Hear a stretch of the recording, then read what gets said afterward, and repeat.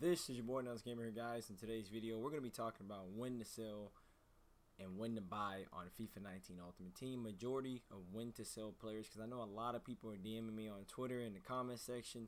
Y'all are packing people, y'all have investments, y'all wondering when to sell everything and then when's the best time to buy and all that. So we're going to go through all of that in this video, guys. If you are new to the channel, hit that big red subscribe button underneath the video. I'll be showing y'all a bunch of trading methods. We're going to be covering FIFA 19 trading on this channel. I'm going to be showing you how to make millions of coins by trading and investing. Also, we're going to have good Foot Champs gameplay. I stream Foot Champs. I'm going to be showing y'all some good squad builders, player reviews, all that stuff, guys. Hit that big red subscribe button underneath the video to the channel. Hit that bell icon to rise subscribe button, turn on my post notifications, and smash that like button. I also do have a Twitter at Nels Gaming. If you have any more additional questions regarding your players and stuff, feel free to DM me anytime. And then also I do have a Twitter trading group chat. We're full in the first two groups. We're getting ready to open up the third group chat on there. It is me and a couple other experienced traders, master traders. We flood a 50, or we fill a 50-person group chat on Twitter. So if you want to be in the next group, follow me on Twitter and DM me you want to be in the next group. But let's get into the video. So here's my team, guys. I'll just show y'all my team. I've been trading. I made about 1 million coins trading. And a lot of people are asking me, when should I sell Diabala I packed, and when should I sell this player I bought him this amount of days ago? My best advice, and I'm gonna go through this and explain it to y'all in depth. So right now at this point in the game, it looks like the market is equalizing. All right, now when we get rewards when we get the Foot Champs rewards, because we just had our first Foot Champs, it's over now. So we're going to be getting our rewards here soon, within the next 2 or 3 days. So it might be Thursday again, it might be Wednesday night, but we're going to be getting our rewards. And when those rewards come out, every week, guys, every week the market's going to rise. So for example, every Thursday night when we get rewards, because I think it is going to be on Thursday nights, that's when the market's going to be at its highest. It's going to be at its highest Thursday, Friday. It's going to be on its lowest Sunday, a little bit Saturday, maybe not that much Saturday, around Sunday, Monday. That's when it's going to be at its lowest. Sunday, Monday for sure is when it'll be at its lowest, because people are going to be buying their teams Thursday to play the weekend league. Then they're going to sell their teams on Sunday to de-invest. They don't like players. They don't want their team anymore. They want to build a new team. So guys, keep in mind, the best time to sell is Thursday and Friday. Really Thursday, like maybe 2 or 3 hours after Foot Champs rewards come out, maybe even 1.5, 2 hours around that time after Foot Champs rewards come out. And then also the best time to buy is Sunday. So I know it's Sunday, Monday, and I know it really is tough for y'all who play Foot Champs, but that's just how it is. So for anyone asking when you should sell a certain player, sell them Thursday, Fridays. If you're investing in gold cards or anything like that, sell them on Fridays. I'm gonna try to do the best I can to go over everything. So for example, if you invest in a ton of informs, you can sell it at a few different times. So let's say you invest in a bunch of, let's see, who's a good inform to talk about. Let's say you invest in a bunch of 4 nows. All right, guys. Say you invest in a bunch of 4 nows, 84 overall inform, and let's say you buy them all for 14,000 coins, and you see his card price goes up to, you hold him for about a week and a half, his card price goes to 20 to 25,000 coins. You have to ask yourself, do you want to cash out then, or do you want to hold it and risk him going even higher? Because the longer they're out of packs, the higher they rise, unless there's a market crash. And informs don't get affected. Informs like this, who are under 30, 40,000 coins, don't get just drastically affected by market crashes, because usually when there's a market crash, there's an SBC that requires informs that gives you good rewards. So usually these informs don't really get affected by market crashes. 81s, 82s, 83s, 84s, they really don't get affected as much. You can sell basically anytime you're happy with the profit, or you can stock up 100 informs, 200 informs, and wait till we get a team of the week SBC. I'll have all that information here soon, but when we get a team of the week SBC, those informs will skyrocket, because everyone's gonna be trying to do these team of the week SBCs, because they're repeatable, the informs are tradable, so everyone's trying to do those SBCs. My advice would be, guys, to cycle through informs every week. Buy 30, 40, 50, 60 informs every week. Sell them every week on Thursday. or every other week on Thursday. So, for example, you can buy 50 a week.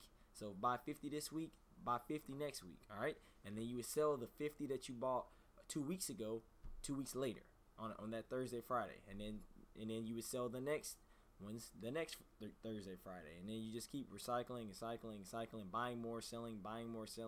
Usually at around after that second week is when they're usually at their peak.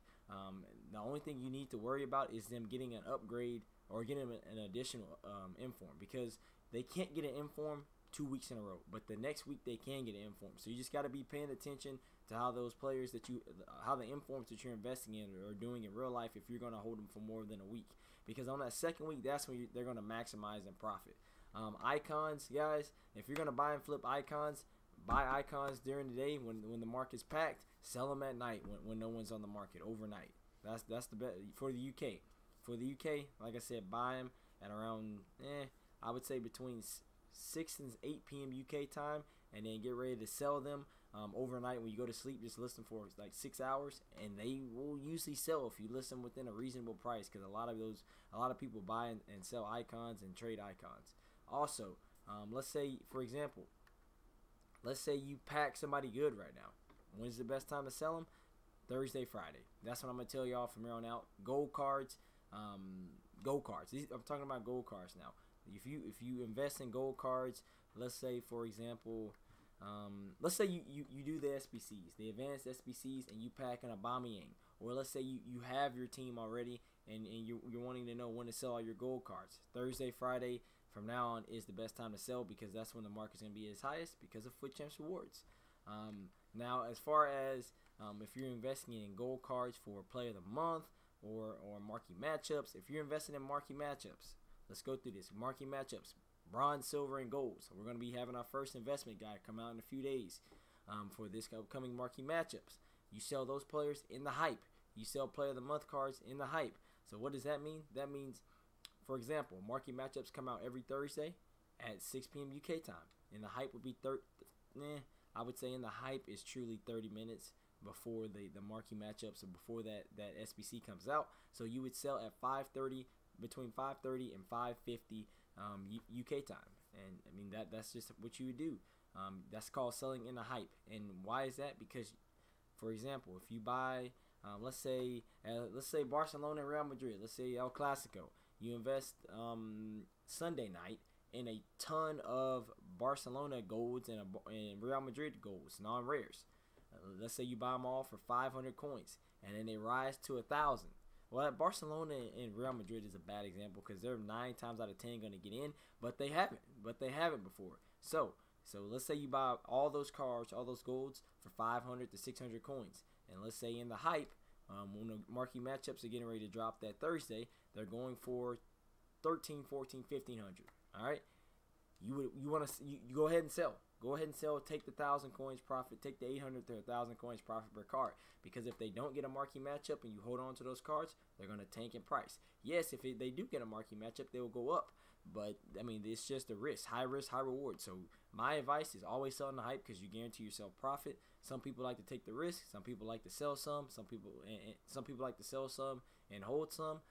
You can do it either way you want to, but my advice is sell in the hype always. Same thing for Player of the Month and Player of the Month investments. A lot of people pre-invest before Player of the Month. Think about it like this, guys.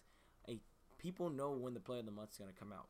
A ton of traders, they post Player of the Month investment guides. So people are buying these cards that these traders are saying to buy. What does that do? That causes inflation in the card price. That causes a low demand in that player, because people are buying up all those cards. And what are they doing? They're holding on to them and selling when the Player of the Month comes out. So why would you, if you buy your cards early enough, they're going to rise because everyone's investing in them. So as soon as the Player of the Month comes out, people are going to start to sell those investments. And what is that going to do? That's going to cause an over demand, because not a ton of people are going to do the Player of the Month if it's really expensive. So that's going to cause an over demand on the market. Or oversupply on the market, and the demand is not going to meet that supply, and so that's going to cause people to start undercutting, and those card prices are going to drop. So if you invest early enough for Player of the Month, you should be selling in the hype before the SBC comes out, because those card prices are at their peak then. Now, let's say you invest in one to watches, you sell one to watches based on performances. So if they have a good game, and let's say you invest in a kid and you invest in him for 45,000 pregame, and then he has a great game, 2 assists, 1 goal, 2 assists. He skyrockets to 65,000 coins. You have to ask yourself, do you want to hold on to that card, or do you want to take the profit? Because there's a gamble there, because he could go up, he could keep going up, or he could just be over invested, and then he could rise up to 65, drop, and then rise again once he gets his inform, if he does get an inform. So one of the watches are a bit different, so I'm gonna have to talk about that in a different video. But let's say lastly, let's say you invest in a bunch of gold cards. So for example, let's say the new team of the week, let's say this team of the week just came out right now as you're watching this video. It just went live. The team of the week, or let's say you just saw this team of the week has not went live yet. You just saw EA tweeted out on Twitter, and this is going to be the team of the week.